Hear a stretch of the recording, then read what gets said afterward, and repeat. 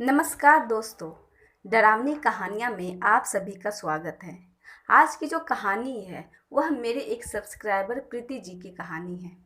प्रीति जी बताती हैं कि वे पढ़ाई करने के लिए इंदौर शहर गई हुई थी। वह जिस हॉस्टल में रहती थी वह हॉस्टल अभी नया नया ही बना था, पर वह हॉस्टल अभी सुनसान जगह पे बना था।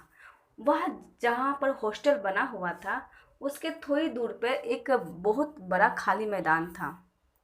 वह बताती हैं कि हॉस्टल में बहुत सारी लड़कियां थी, बहुत चहल पहल रहती थी, पर हॉस्टल में कुछ अजीब सी हरकतें भी होती थी। एक शाम प्रीति जी यूं ही हॉस्टल के छत पर टहल रही थी। वह अकेली थी। सूरज ढल चुका था। जब वो टहल रही थी कि अचानक से किसी ने उनको बहुत जोरों से थप्पड़ मारा। इतनी जोर से थप्पड़ खाकर वे अचानक से हिल सी गई और गिरते गिरते बची। वे चारों तरफ देखने लगी, पर कोई नहीं था, सिर्फ अंधेरा था। बल्ब तो जल रहे थे पर उसकी रोशनी में भी कुछ दिखाई नहीं दे रहा था। वह डर गई कि कोई शरारत ऐसे कैसे कर सकता है, अचानक से कोई इतनी जोर से थप्पड़ कैसे मार सकता है। वह डर कर दौड़ कर नीचे सीढ़ियों पर चली गई और अपने कमरे में रहने वाली साथ वाली लड़की को उन्होंने यह बात बताई।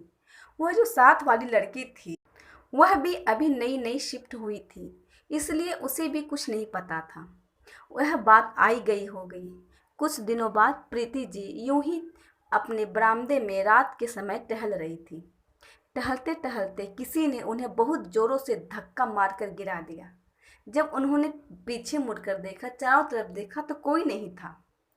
वह जो फेस्टिवल का टाइम था और बहुत सारी लड़कियां अपने घर जा चुकी थी।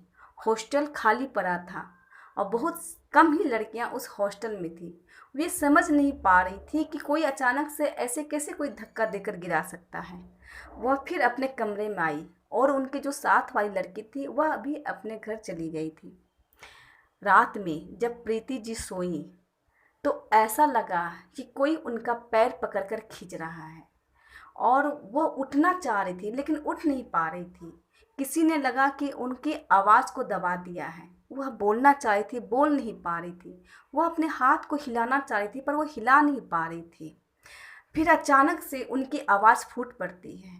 वह चिल्लाते हुए कमरे से बाहर निकलती है और जिस कमरे में लड़कियां ठहरी हुई थी उस कमरे का दरवाज़ा जोर से बजाने लगती है। जो कमरे से लड़कियां आती है तो उनकी हालत देखकर ये लोग भी डर जाती हैं। उसके बाद प्रीति जी बेहोश हो जाती हैं। लड़कियां किसी तरह उन्हें जगाती है, होश में लाती है, तो प्रीति जी सारी घटना जो उनके साथ घटी थी वो बताती हैं। सभी लड़कियां कुछ कुछ डरने लगती हैं, क्योंकि वे जो जो भी लड़कियां हॉस्टल में ठहरी हुई थी वे सारी नई लड़कियां थी, उन्हें कुछ पता नहीं था। सुबह हुई तो उन्होंने अपनी सारी बात अपनी मम्मी पापा को बताई। तो उनके मम्मी पापा ने कहा कि आप बेटा तुम घर चले आओ कुछ दिनों के लिए। तो प्रीति जी ने कहा कि उन्होंने कोचिंग ज्वाइन कर रखा है जो अभी नहीं आ सकती है। कुछ दिनों के बाद प्रीति जी फिर अकेले ही कमरे में थी। जब वो सोने के लिए जा रही थी तो अचानक से उनके कमरे की जो बत्ती थी वह बंद हो जाती है और कमरे में अंधेरा छा जाता है। वे सोचने लगती हैं कि कमरे की बत्ती यूं ही बंद हो गई होंगी। जो कमरे का जब वो बत्ती जलाती है तो वो बल्ब जल ही नहीं रहा था। वे दरवाजे खोलने के लिए जब वो दरवाजे के पास जाती है तो दरवाज़ा भी नहीं खुल रहा था। वह डर से कांपने लगती है। फिर अचानक से वह बत्ती है जो बल्ब बुझा हुआ था वह जल जाता है। तब प्रीति जी की सांस में राहत आती है। वे घबराई सी थी, वे समझ नहीं पा रही थी कि क्या हो रहा है।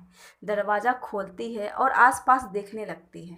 उन्हें कुछ समझ में नहीं आया। वह फिर से अपने कमरे में आती है। वह सोच रही थी कि वो रात कैसे गुजारे, पर यह रात उनके साथ बहुत कुछ होने वाला था। जब वो रात को सोती हैं और चद्दर तान कर सोती हैं तो फिर से उनके साथ वही सब चीज़ होने लगता है। कोई उनके पैरों को जोर से पकड़ कर खींचने लगता है और हाथ पकड़ लेता है किसी ने। उन्हें लग रहा था कि कोई उनके गर्दन को भी दबाने लगा है। वह छटपटाती है पर वो कुछ कर नहीं पाती है। फिर अचानक से उनकी आँख खुलती है तो वह देखती है कि सामने कोई सफ़ेद सा साया खड़ा है जो धुएं जैसा है। वह डर के चीखना चाह रही थी पर चीख नहीं पा रही थी। वह सफ़ेद साये को बस अपनी आंखों से देख रही थी, वह तो हिल भी नहीं पा रही थी। फिर अचानक से वो सफ़ेद साया उड़ता हुआ कहीं गायब हो जाता है। यह देख प्रीति जी की अचानक से चीख निकल पड़ती है और वह बेहोश हो जाती है। सुबह जब उठती है तो वह देखती है कि वो कमरे में अकेली है। वह कमरे के बाहर निकलती है तो देखती है कि इक्का दुक्का ही लड़कियां हॉस्टल में थी। अभी लड़कियां वापस सारी नहीं आई थी। वह फिर से अपनी मम्मी पापा को फ़ोन करती है और सारी बातें बताती है। तब उसके मम्मी पापा कहते हैं कि बेटा तुम वो हॉस्टल छोड़ दो और कुछ दिनों के लिए गांव आ जाओ, उसके बाद तुम्हारी हम पंडित जी को दिखा सकते हैं। प्रीति जी उसी दिन अपना सारा सामान समेटती है और उस हॉस्टल को छोड़कर अपने गांव आ जाती है। गांव आ जाने के बाद प्रीति जी की तबीयत खराब रहने लगती है। एक रात जब प्रीति जी सोई हुई थी अपने कमरे में कि अचानक से वो चीख पड़ती है। चीख सुनकर उनके मम्मी पापा दौड़ कर उनके कमरे में जाते हैं तो देखते हैं प्रीति जी उल्टी होकर वह कमरे के चारों तरफ चल रही थी। इतना देखना था कि उनके मम्मी पापा के होश उड़ जाते हैं। वे दौड़ कर, जो उनके पापा होते हैं, दौड़ कर अपने पास वाले पंडित जी को बुलाने के लिए चल जाते हैं। मम्मी यह देखती है तो दरवाज़ा बंद कर देती है। जब पंडित जी आते हैं और दरवाजे के पास पहुंचते हैं तो प्रीति जी की आवाज़ बहुत भयानक तरीके से आती है। वह बहुत ज़ोरों से चिल्ला के कह रही थी कि पंडित तू चला जा, तू बेकार में यहाँ आया है, अपनी जान गंवा देगा। यह सुनना था कि पंडित जी समझ गए कि प्रीति जी के साथ बहुत कुछ बुरा हुआ है। उन्होंने कहा प्रीति जी के पापा से कि आप सुबह होने का इंतज़ार कीजिए, मैं इस बच्ची को अभी कुछ नहीं कर सकता हूँ। जब सुबह हुई तो पंडित जी ने अपने सहायकों को बुलाया। उसके बाद दरवाज़ा खोला गया और तंत्र मंत्र फूंक कर प्रीति जी को बेहोश किया गया। जब प्रीति जी बेहोश हुई तो पंडित जी ने बताया कि इसके ऊपर बहुत बुरी आत्मा का साया पड़ा हुआ है और इसे निकालने में 2-3 दिनों का समय लगेगा। फिर पंडित जी ने प्रीति जी को मंदिर में लेकर गए। उनके परिवार वाले भी गए और मंदिर में 3 दिनों तक पूजा करी। प्रीति जी के मम्मी पापा भी 3 दिनों तक मंदिर में रहे। जब प्रीति जी ठीक हुई तब पंडित जी ने प्रीति जी के मम्मी पापा को बताया कि जी हॉस्टल में वह रह रही थी, उस हॉस्टल में एक मजदूर को मार दिया गया था। यह उसी मजदूर की आत्मा थी जो प्रीति जी के पीछे पड़ गया था। उसके बाद प्रीति जी बताती हैं कि फिर वो दोबारा उस हॉस्टल में रहने के लिए नहीं गई।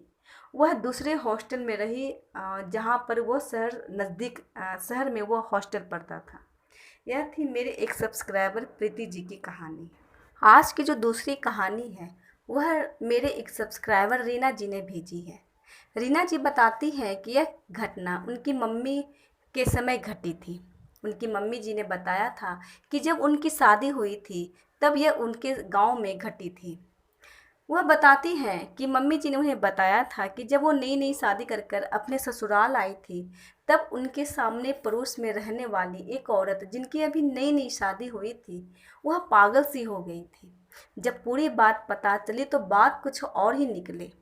वे बताती हैं कि जो नई दुल्हन थी, एक दिन वह शाम को शौचालय जाने के लिए बाहर निकली।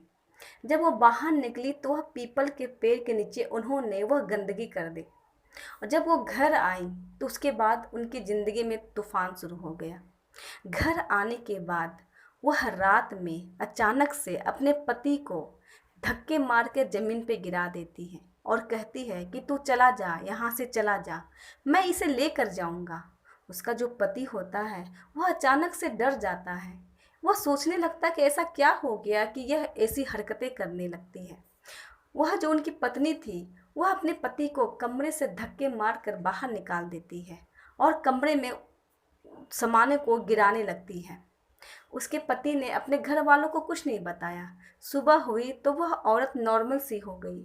उसने सारा अपना काम किया तो उसका पति था जो उसे देख रहा था कि रात को इसकी क्या हो गया जो अभी यह नॉर्मल है और रात में इसका रूप ही अलग था।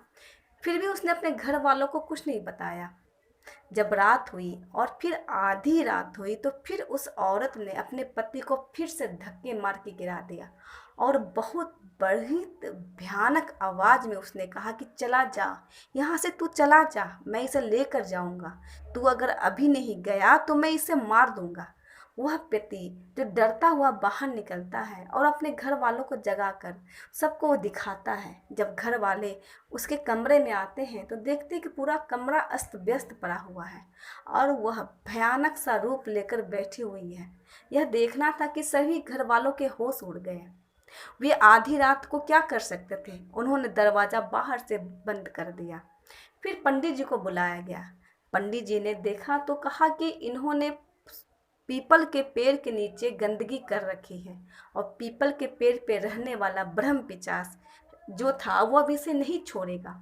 मैं कोशिश करता हूँ कि यह बच जाए पर बहुत मुश्किल है। पंडित जी ने हवन पूजा करी और उसके हाथों में ताबीज़ बांध दी, गले में भी ताबीज़ पहना दी और ताबीज़ पहनाते के साथ सख्त हिदायत दी थी कि इन्हें रात में कभी अकेला मत छोड़िएगा। फिर एक रात वह औरत अब खुद से ही वह बाहर चली जाती है शौचालय के लिए। जब वो लौटती है तो फिर उसी अंदाज में वह अपने पति को लात मारकर गिरा देती है और पूरे घर में फैल कर पूरा घर अस्त व्यस्त कर देती है। यह सिर्फ देखना था कि पूरे घर वाले डर से जाते हैं। वह सामानों को फेंकने लगती है। पूरे घर में उसने तूफान मचा रखा था। फिर वह केरोसिन तेल लेती है और एक माचिस लेकर छत की ओर जाने लगती है। यह सब चीज़ देखना था कि उसके पति समझ गए कि ये कुछ करने वाली है। दौड़कर जब उसके पति उसके पीछे जाते हैं तो फिर उसी भयानक आवाज़ में वह औरत चिल्लाती है, चला जा, तू यहाँ से चला जा, तू इसके नज़दीक आया तो मारा जाएगा। मैं इसे लेकर जाऊँगा, मैं इसे सज़ा देकर रहूँगा। इसने मेरे रहने वाले स्थान को गंदा कर दिया है। इतना कहना था कि उसका पति रुक जाता है। वह जो औरत थी वह किरासन के तेल के डिब्बे का ढक्कन खोलती है और अपने शरीर पे डाल देती है और उसके तुरंत बाद ही वह माचिस से आग लगा लेती है। आग लगते ही वह औरत धू धू धू धू जलने लगती है। यह नज़ारा देखकर उसका पति बेहोश हो जाते हैं। पूरे घर वाले यह नज़ारा देखकर डर जाते हैं और गांव वालों को बुला लेते हैं। गांव वाले भी उस औरत को जलता हुआ देखते हैं। जब वो औरत जल जाती है तब किसी को कुछ समझ में नहीं आता है कि अचानक से इसे क्या हुआ। तब वह परिवार पूरे गांव वालों को बताता है कि ऐसी घटना हुई थी। यह घटना उनकी मम्मी जी ने अपनी आंखों से देखा था। उनकी मम्मी जी बताती है कि आज भी यह घटना उनकी आंखों में जीवित है। यह कहानी मेरे एक सब्सक्राइबर रीना जी की थी।